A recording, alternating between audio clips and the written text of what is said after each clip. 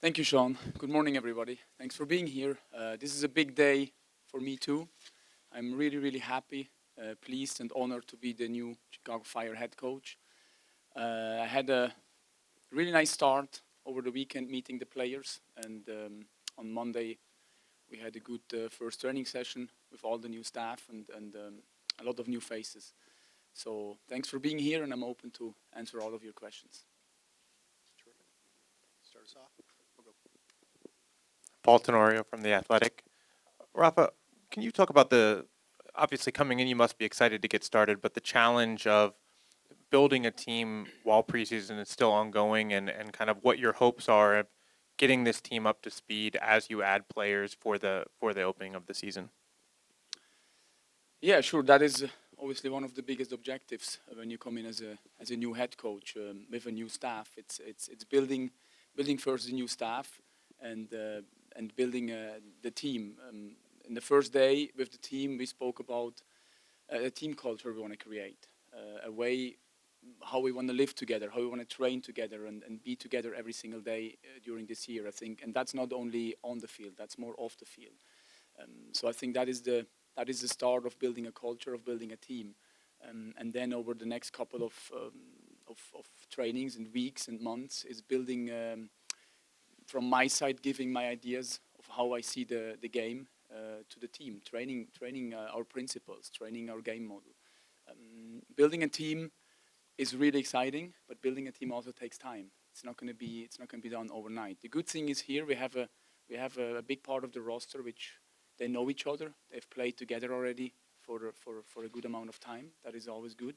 And over the next weeks, we will add some other pieces. And every time a new one comes, we will introduce him to the players and to our way of playing. Next. We'll go to Fred. Hi, Fred Hubner with ESPN 1000. How important is it for you and for the team to have one or two leaders in the team, and how difficult is it when a majority of the veteran players are not here anymore? You have pretty much a young team. Hi. Yeah, it's always important in every team to have leaders. They don't necessarily need to be older guys or veteran guys. I think it's part of your character of a player. You can be a 20, 21-year-old who has that inside of him, and then obviously there is the guys who are here longer, who know the club, who know everything inside out. They need to be leaders, leaders in the way how they train, how they come in every day. But I expect that from everyone. I expect from every player to come in and some sort being a leader. But it's important to have a good core group of guys who give the example, and we're working on that. We'll go to Guillermo next. Good morning, Coach. My name is Tico Fernandez from La Máquina Deportiva, Chicago. Welcome to the city.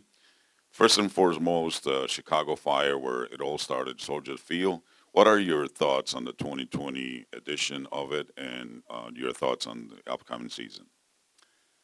Well, we're very, very excited moving back to the city. I think it's a great stadium with a great tradition. It's a big stadium, but it's great to be back in the city. I think everyone is really excited. That's something I felt in all my conversations with Joe, the owner, with other people from the club, with the players, and myself. We're all really excited coming in there. In the end of the day, it's up to us to play well, to fight hard, so that we attract as many people as possible. We'll go to Josh next. Hey, Rafa. Josh Friedman from WGN TV. You mentioned it doesn't happen overnight to build a winner, and you want to gradually grow and build that culture. But for the fan base that maybe is a little restless and wants a winner quick, what's your message to them to try to stay patient as you build this thing out? Well, I can tell them and guarantee them that we work hard every single day. And the message to the players on the first day was, I want a team with passion, and you have to run and fight. You can do mistakes. You can always do mistakes on the field, technically, as long as you run and as long as you play together and as long as you do that for yourself and for your teammate and your fans. And then, yes, we will try to build as quick as possible a culture and a winning team. But the reality is that, and you can see that in every sport all over the world, it takes time to build something. But that's not an alibi. We want to win. That is the mentality the players already have, and the staff and myself want to give them. It's not going to happen overnight. But I can't tell you if it's going to be in 2 weeks, in 2 months, in 3 months. But we're working on that hard every day, for sure. We'll go to Guillermo. Hi, Guillermo Rivera, The Athletic. With regard to building a team and how you want the team to play, how do you describe the style or what you want to see from the team on the field? Well, first I want to see. I want to have a hardworking team. Also, a message we gave as a staff to the team. It's all about the team. It's not about an individual. So we have to be a team on the field, off the field, and that starts with working together. When we talk about the game, starts about defending together, helping each other, and the 11 guys who are on the field. That's what we want to see. And then on top of that, obviously, I have a clear vision and idea on how I see the game. And we will work with our principles. We have some principles of play. We work with them every single day, and we try to give this message to the players. But the first thing I want to see is a hardworking team. Go to Hector. Hector Lozano from Univision Chicago. Welcome to Chicago, Rafa. What do you want to accomplish on your first season with the team, and what's your time frame to get this team back into the playoffs? Well, we're not going to go into the season and say if we don't do the playoffs, we're happy. So, of course, I think especially in this league, with this format, the playoffs is the goal of every single team. And that is our priority, main goal as well, this season as well. But like I said before, we want to win. Everyone wants to win. We want to win every day in training, and we want to win our games. But making the playoffs is obviously one of the big objectives. But that shouldn't be the end of the objectives. We'll go to Pat next. Hey, Rafa, Pat McCraney from Hot Time in Old Town. What does having Frank Klopas on the staff mean to you as a guy who, is new as an MLS coach, having a guy with that level of experience here? I'm very, very pleased to have Frank in my staff. He brings a lot to our team, to our staff. Obviously, he knows the league really well. He has coached. He brings a lot of knowledge. This is obviously very, very important. And he's a great character. He's a great man to have. And I think that's a great addition and will be very, very helpful for me and for all the staff to be successful. Jeremy. Jeremy McCullough, Chicago Tribune. Rafa, when you left Basel and then you left the U.S. U17, what were your sort of takeaways from coaching both senior players and youth players and coming to a squad here that has a lot of youth players and a lot of kids coming from the academy? I think I started earlier when I took the Basel job. I was first a youth coach, and you quickly realize that you coach in a similar way or the same way as you coach with.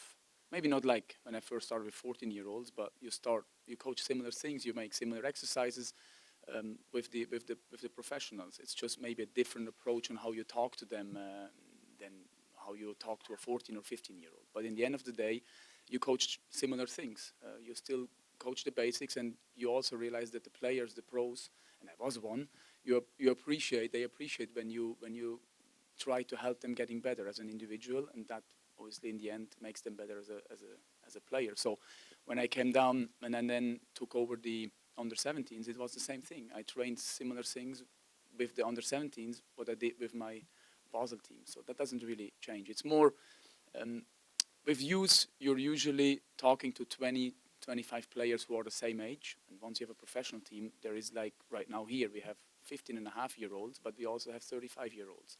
So obviously you talk a little bit different to these guys, but training-wise, it's not a big difference. Go to Paul next. Paul M. Banks, the Sports Bank. For the new soccer fans in the city, now that you're back in the heart of the city, there's a new market that aren't quite familiar with it. What would you say is the number one selling point that they're going to come out and see when they come see a Fire game? Like I said, I can only guarantee that we will work hard. And that was as well one of the first message.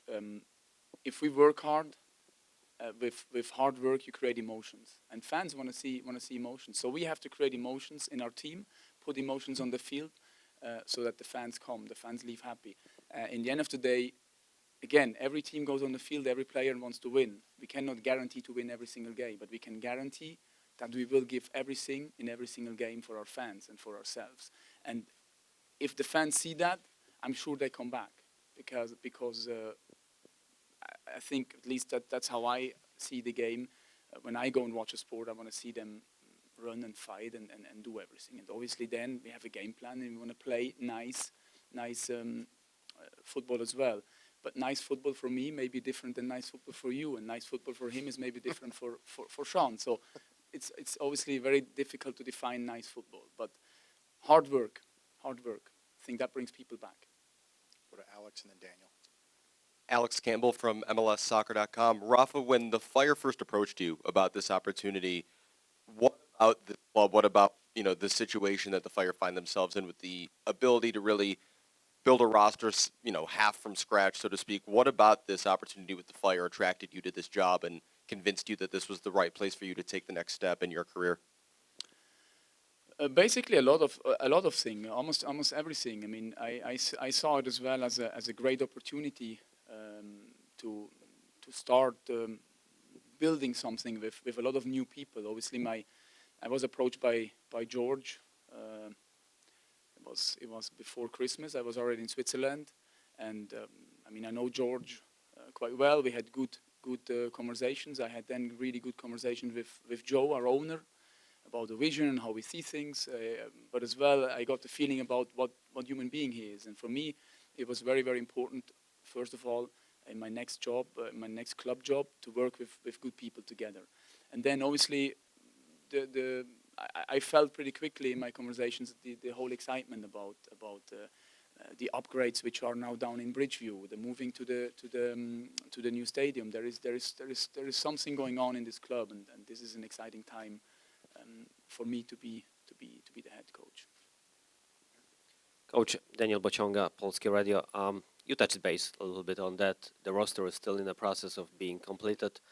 Are you looking for specific players, whether it's position-wise, character-wise, with a certain specific skill set? Yeah, all of that, all of what you said.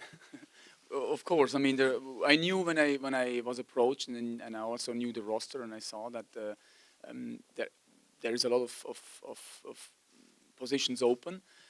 But I never saw it as a negative. I always saw it as a great opportunity to build something. And but I also knew that it's not going to be ready on January 18th when we have the medical testing, because when you have to fill in those 5-6 positions, because all those players left, and those are often international players and expensive players and DPs, it's not going to get overnight. So I knew when I took the job that I'm going to need to be a little bit patient. But I know that everyone in the club who's involved works hard on that, and we're working hard, and there will be players coming in.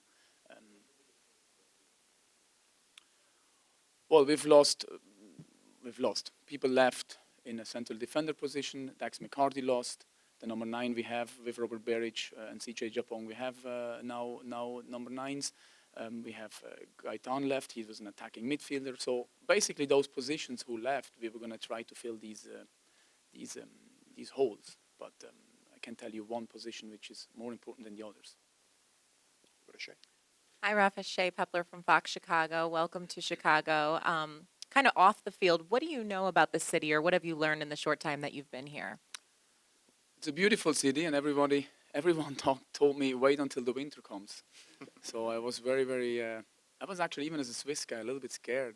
What's the winter going to be like? But so far, it hasn't been that bad.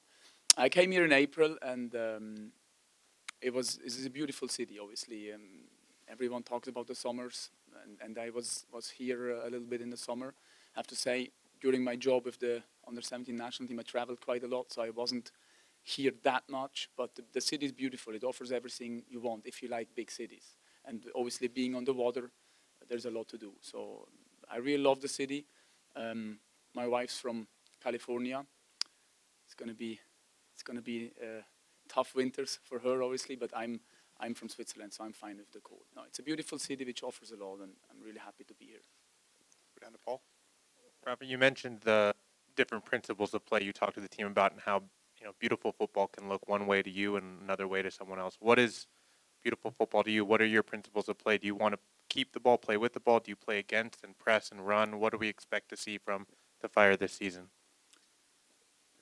Well, I'm not going to talk about our principles of play here, but of course, I believe as a coach that, and as a team, we have to be able to be good in all phases of the game. So we have 4 phases of the game plus set piece phases. These 4 or 5 phases, we have to be good. Yes, I like to have the ball. I like when my team tries to control the game, but is this always possible? Probably not. In my experience, not. So that's why we have to be good in all phases of the game, especially as well in this league. This league is different than every other league. There are so many things which are different and difficult. Can you, let's say, if your team wants to press all the time, can you press all the time in this league with all this travel, with going in altitude, with going into very, very hot climates? It's different than when you're in Europe. When you play in Germany, the most flight is maybe an hour.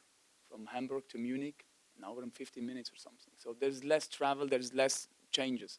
So here I think you have to be able to adapt, but always staying in the way or in our principles we train on. Take a couple more. We'll go to Oren. Oren Schwartz, Daily Herald. Rafa, when you say that you don't expect the team to win overnight, it sounds like you're trying to let down fans easy for the season. What do you say to fans who haven't seen the team have success the past decade? No, I don't say that we don't going to win overnight. I say to build a team and to build something new takes some time. That is also the experience I have made. But still, like I said, we want to win, and I'm sure we're going to win games. Of course, I'm not going to try to be somehow passive or anything. I'm just saying, and everyone who knows sports knows that, it's not going to happen overnight. It's building a roster, like we see. Out of the vision of a coach, would have wanted the whole team to be here on January 18th? Yes, that is the vision and the wish of every single coach. But I knew it's not going to happen. That's why I say it's going to need some time until the players come. But that doesn't mean that we're not going to win or we don't want to win. We'll go back to Guillermo.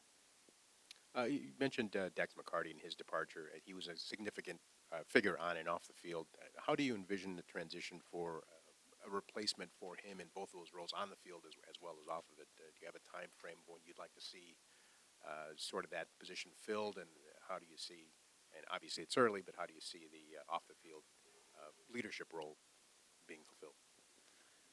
Yeah, we have players, like I said in the beginning, everyone has to sort of become a leader and be an example every day, if you're young or if you're a little bit more veteran. But we also have some guys who already have 10 years of experience, and they will. I'm sure they will be a great leader example, and that's what I expect from them. And position-wise, yes, we're going to try to fill that position, and we will fill that position with a player who has the qualities to be a leader. Is he going to be a vocal leader, or is he going to be a technical leader or a tactical leader? That always depends on the player who will come. But this position is very important to me as well, and we will fill that. We'll take 2 more. We'll go 1 in the back, and we'll finish off with Pat. Rafa, Jake Meister, Medill Report, Chicago. You talked about the range between the roster. You have 35-year-olds, you have 15-year-olds. What have you done so far to kind of get the group together and things of that nature between the age gaps? I mean, we've all started together last weekend with the medicals, and there were the young kids from the academy who are doing part of the preseason with us, and they are directly integrated with the veteran guys or with the team. They train with us, and they do a good job so far. We only had 2 training sessions, but I mean, so far there's no problem. They listen. I think a young kid, when you come up as a 15, 16-year-old and you get the chance to be with the first team, it's a privilege, and you have to be looking how are the top players behaving, how are they training, how are they preparing the training, what are they doing after the training, can I learn something from them? And then the other side, I think we have some players with a lot of experience. They try to help these young kids on the field. I see Francisco Calvo, Johnny Bornstein talking with the younger guys, other players as well. And I think that is good. They try to help each other, and they try to integrate the players. Go to Pat. Rafa, tell us a little bit about what we can expect from Robert Barrett and what you've seen so far from him. Well, Robert is a goal scorer. He's very clean and very good in and around the box. He's a typical number 9 who can hold the ball.